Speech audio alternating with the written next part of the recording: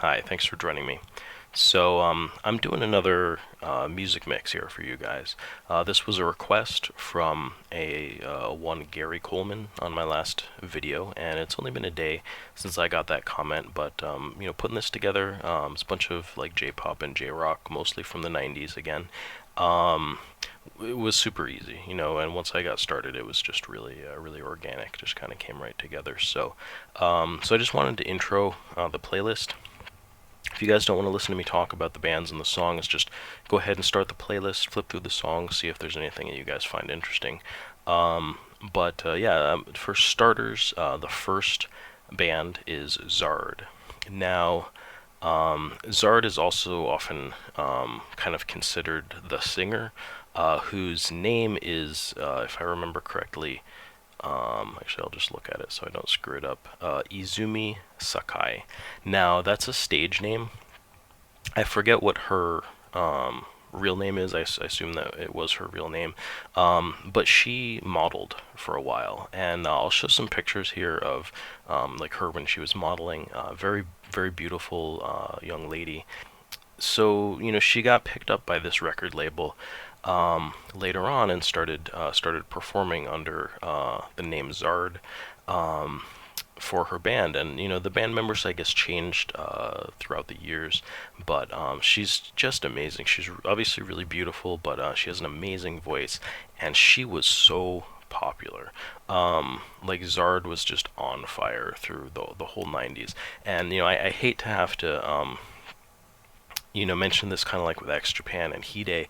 It's a really tragic story of her early passing. She passed away, I believe, at the age of 40. It was just one of those things. She had cancer, and she had it operated on, and but then it had spread, and so she was kind of back in the hospital. And from what I read, technically the cancer didn't take her life. She apparently was walking and fell. She was sort of taking, like, while she was hospitalized, she would take daily walks, and she fell and died. So very tragic, very sad. Really, there was just it was a huge deal back then. But I'm so glad that we have her amazing music. Still with us, and she was just great. Very mysterious person, very private, sort of during her musical career, and she didn't do a lot of live performances or anything like that. But this song, in particular, that's on this list, it's called Ase no Naka de Cry. Unfortunately, and this happened with a couple of other artists on this list, the Japanese label seems to have her music locked out pretty much completely on YouTube, at least by region. So this is kind of literally the only song that I could find that would play here for me in the U.S. So this is the one that I put on the list. It's an amazing song. It's not like one that I was familiar with because it's a B-side from one of her singles. I'd actually never heard it, but it's great. It kind of translates to, I think I saw it translated as "crying in my sweat." So Ase no Naka de Cry, and it's great. It's like a power ballad, and these were most of her songs. This one's really rocky, sort of like a rock power ballad, and she did these. But some of her songs, they were all kind of mostly ballads, but some of them were just a little more mellow, kind of piano and things like that. All of it excellent. I have one of her albums, Yuderu Omoi, like wavering emotions, I guess, which is a great album, and I love Zard, so I think you guys would really enjoy checking out that song. The next one is Wing by Reena Keenan. Now, when I went to Japan for the first time, she was kind of just breaking through and getting really popular. She had this single on the radio called Wing, and listening to it now, it doesn't have quite the same feeling it did back then. It felt really fresh. I don't know why, but she's another person who, and I think we'll see this as sort of a continuing trend where, some of these these singers are like, they're really produced, and they sort of go through this cycle of like being a model and then being a singer and then being like TV personalities and or just acting in stuff. It's kind of this weird, just kind of the way that the Japanese industry works, I guess. So same thing. I'm pretty sure that Reena Keenan, modeled initially, and then she sort of became a singer. But she had a pretty long career for. A few albums. I actually got her first album that has a wing on it, and a bunch of her other popular songs. I think it was like "Do For Me" and stuff. And I still listen to that album. Like when I decided to start listening to CDs in my car again, like I mean, this summer I've listened to that album. It's good. There's a lot of good songs on it. It's really cool. So I'd recommend you guys check that one out. Next up is Max. Now, Max is it's kind of like a dance group, but I mean they're singers. But it's like they're like techno. It's basically sort of like Euro techno, which I'm not really familiar with. But yeah, when I've ever heard it, it's usually been like without vocals. So this is sort of like this J-pop idol dancing, like Euro techno fusion group that was super popular in the 90s. And the song on here, actually, it's sort of like a medley of three of their really popular songs. Tora Tora Tora, which of course is the what is it? I don't know, the code words they used for launching the attack on Pearl Harbor. So for I think I would have been maybe a little more offended by that now than I was back then. But it's a very good song. 70s and Get My Love are like the kind of the three songs that are together in a medley. They were playing this live on TV, and really good. You can see them dancing and singing, and just again, like I said, when I started listening to Japanese music, it really opened me up to like not judge and not just listen to rock or heavy metal or something like that. Just listen to anything, and if it caught my interest and I liked it, I was like, it somehow I was liberated to enjoy things that I wouldn't necessarily have enjoyed in like the American music scene. And Max, I was super into them.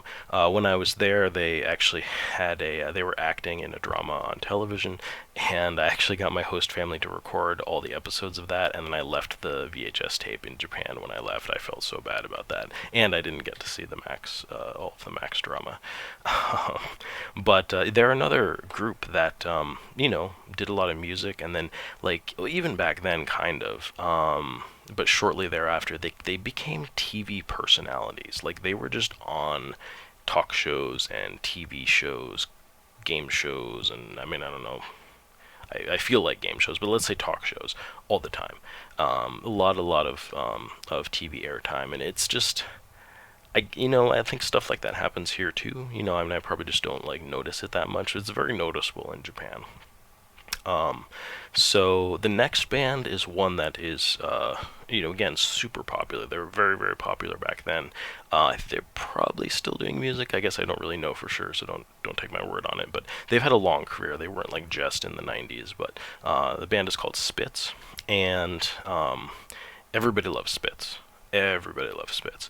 I was not as into Spitz back then as I was into some of these other like pop groups and stuff like that. But they're a really good a band, kind of like a real band, not just like some sort of produced like bunch of TV personalities. And but I mean, I don't know exactly the particulars of how their music is written and all that stuff, but they've had tons of albums. As far as I'm concerned, all their songs sound kind of similar, but it's really good, like rock, just this really light poppy rock, really catchy, super catchy. And the lead singer has this really nice, natural, like sounding voice. If you listen to it, you'll know what I'm talking about. The song I picked is Cosmos, and I did actually find the particular song I was looking for. It's a little atypical for their stuff, just because it's one of their slower songs. A lot of their stuff is like a little faster, like sort of really hooky, poppy, catchy songs. But this you'll still hear their sound in this. I think I actually like this song so much because it's the only album of theirs that I have. It's actually one of their albums from like later, maybe in the early aughts, and I think it's regarded as one of their less popular albums. I mean, my friends that were into Spitz were kind of like, it's not one of their best albums. But I thought this is a great song off of it. It's still really catchy. It's kind of slow, and I like it a little bit better than some of their typical stuff. Next up, we have Naomi Tamura. Now, you guys may know her because she's, fairly well known in sort of like anime theme song circles for having done the theme song for Magic Knight's Rayearth. And she is great. She's got such a powerful voice. The Rayearth theme song is really, really good. I'm sure that if you guys, have watched Magic Knight's Rayearth before, and the first series and the first opening theme, it's super catchy. And but she didn't just do that. She's done, she had like kind of a handful of really good hits. So I put Stairway on this mix, and it's just a great song. She reminds me a little bit of Maki Oguro. She's got that really strong sort of powerful voice, and I just love her songs. I think that she's a really great singer, and again, these really powerful, like, kind of rock. You want to call them rock ballads, but they're not really rock ballads. It's just like this power rock. It's really cool, and it's worth checking out. So next up, I kind of feel like I've mentioned this band before and maybe talked about them, but I don't think they were on my last mix. So it's Judy and Mary. I wanted to put Pinky Loves Him on here, but I couldn't find it on YouTube. So we've got Kujira Junigo, which is like whale number 12. I don't really know what that means. I haven't really tried to, decipher the lyrics to the song. But Judy and Mary were also really popular when I was in Japan, and I almost think there was like a bar near me that was called Judy and Mary, which is, I don't know, it's kind of inconsequential, but I think that was what it was called. I don't think it had anything to do with the band. And it's not like because when I hear that, I think it's like two people called Judy and Mary, and like, there's some pop duo or something. It's not. It's a band, and they're just called Judy and Mary. The lead singer's name is Yuki, I think. Anyway, you guys might be, again, familiar with them if you are into anime theme songs at all, because of the theme song for Rurouni Kenshin. I think it wasn't even the first theme song for the show. I don't think it may have been. Anyway, it's called Sobakasu. If you guys, look it up on YouTube, you can, that's available. I just didn't want to put it on here because they have other songs that are good. I figured maybe you've heard Sobakasu before. I have the album that this is on. I think it's called Great Escape. It's a really good album. There's a ton of good songs on it. So, Judy and Mary's not just Sobakasu, but that is a really great song.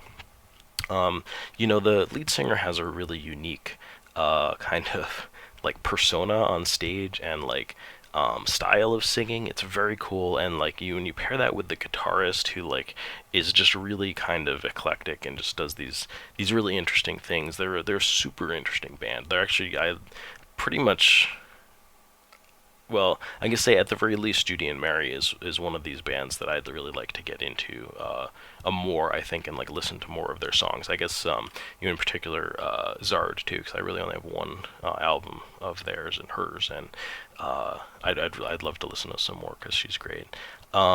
Next up is Bonnie Pink. Now again, I only have one album. The album is Let Go, and it's such a good album. Bonnie Pink has had a really long career. Now here I'm calling it again she. I think Bonnie Pink really is kind of a band, but I'm just going to call the singer Bonnie Pink, I guess, because that's what I'm going to do. I don't really know her name. I'm sure that you guys can look that up if she is called anything other than that. But the cool thing about her is, like, she, even like Let Go, I'm pretty sure she was quite young. when that album came out, it was pretty early for her. And but like she sings in English in like a lot of the songs. I mean, I would say over half of the songs on that album are totally in English. And if you know anything about Japanese and English, they don't go together particularly well.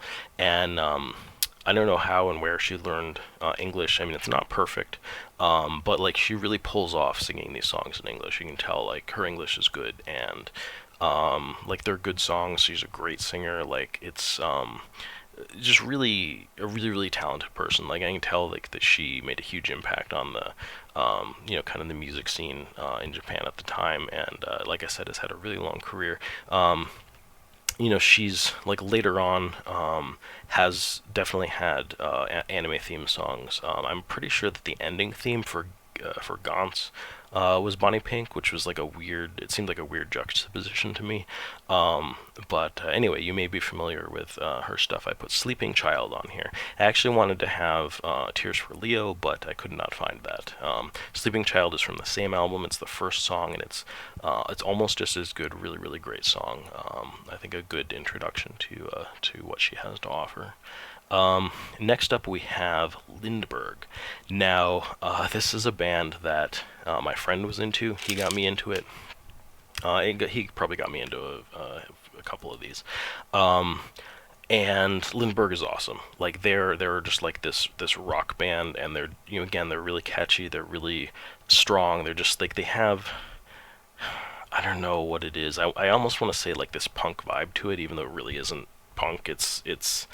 Um, they're just good. They're just like a good, catchy rock band, and they've had a really long career. I think they've had like 20 albums, and most of their albums are just numbered. So it's just like Lindbergh 1, Lindbergh 2, Lindbergh, So, but just a great band. This song, Imasugu Kiss Me, it's like Kiss Me Right Now.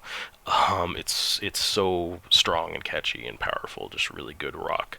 Really simple, really stripped down, like vocals, guitar, bass, drums, and just in your face, it's good. And they've had a bunch of singles, and like I said, a really long career. They're excellent. I'll briefly mention one thing that was it just sticks in my head. I don't know exactly, where their name comes from, but it it conjures up I believe it's Charles Lindbergh, who had something of a historic flight across the Atlantic. He was not the first person to do that. I think he also may have been involved with like that kind of iconic planting of the flag in where was that? Iwo Jima, maybe something like that. Anyway, it seems a little weird for me to have a Japanese band naming themselves after a person who fought in World War II and stuff like that. I don't know if that's exactly where their name comes from, but the reason I'm mentioning it is because like they have. My friend was telling me, we watched a whole video where there's like some sort of game show or something where they'll auction off like time with these like really famous rock stars and stuff. So these regular people go and they'll bid on like getting to spend a day or something with Lindbergh was one of them. And so this girl who was like a waitress spent like I don't know $3,000 or something to spend the day with Lindbergh. And so what they did was they chucked them on this little plane, kind of like I don't think it was the same one, but it's the same style, because I'm sure it was like a really old plane that he took across the Atlantic. But they put them on this little plane and flew around and like did aerial stunts and stuff like that with them in the plane. And the lead singer, I don't even know why she agreed to do this, because she obviously is terrified of flying. So they're trying to actually perform and like sing songs in this tiny plane as it's flying around and doing aerial like stunts, and the lead singer is deathly afraid of flying, and it was so fun. I mean, I sort of felt bad for everyone involved, because like this woman spent all this money to have them like play for her personally and like in a plane, and the lead singer was like super freaking out. But it was hysterical. It was really funny. I just felt compelled to share that anecdote. Second to last here, this is what I had mentioned maybe in my comment to Gary Coleman, is segueing into a couple of pickups that I got. I'll probably show these off in a like legitimate pickups video, but I found a couple of Japanese CDs at Goodwill. It was really random. It was really weird, but I was like, oh, I kind of want these. I mean, they're $2, so it's hard to pass them up. I found Malice Miser. I'm not even going to try to say the name of this album. I'll put the album cover up here. You can see it in a picture. And yeah, Malice Miser. Very, very interesting. This is a group band that is very Visual K. And I don't really want to get into Visual K, but just suffice to say it's sort of like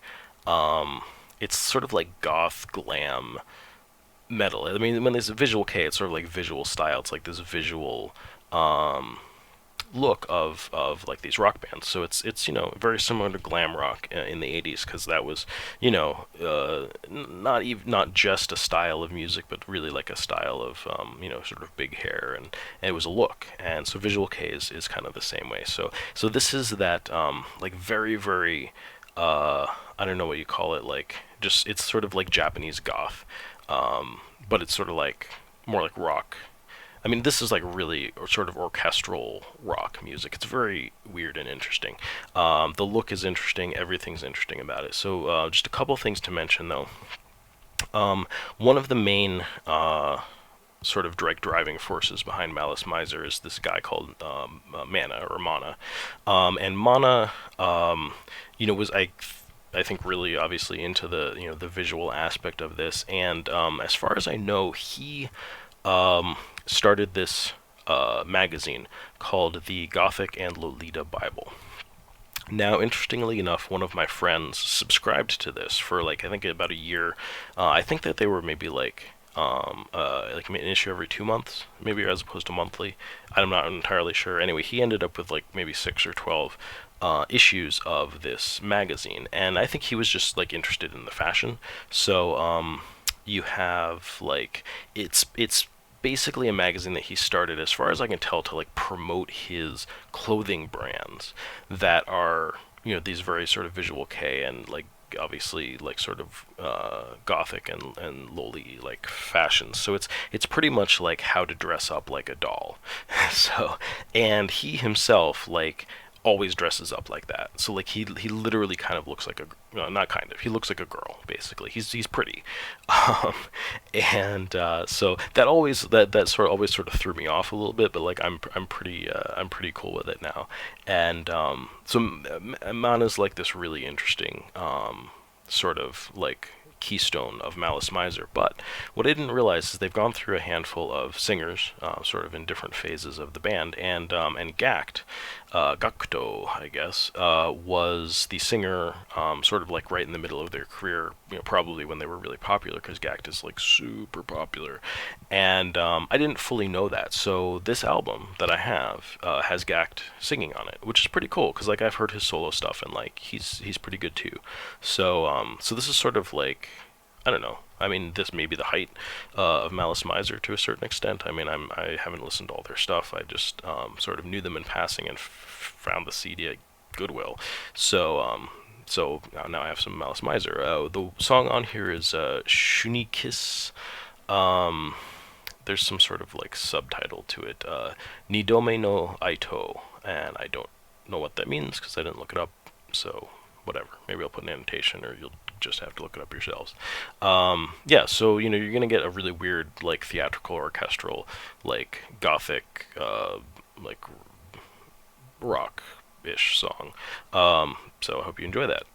Next is Nightmare. Now this was another Goodwill pickup. You guys may be familiar with Nightmare, again, if you're into anime theme songs.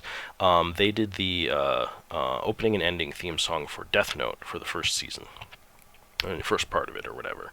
And those songs are awesome. It was like what is it, like The World, I think, which is really good. I don't think that's on this CD that I picked up, but I think I got a pretty interesting CD. I'll try to put a picture of it up here because I couldn't find the particular copy of this that I have. This is, let's see, it's Nightmare. It's, Giantism, which I think is it may even be like a series of collections of kind of like a best of sort of a thing, from what I can tell. But this one I almost think is like the limited edition of it, because I had a really hard time finding like anyway sort of decent picture of it.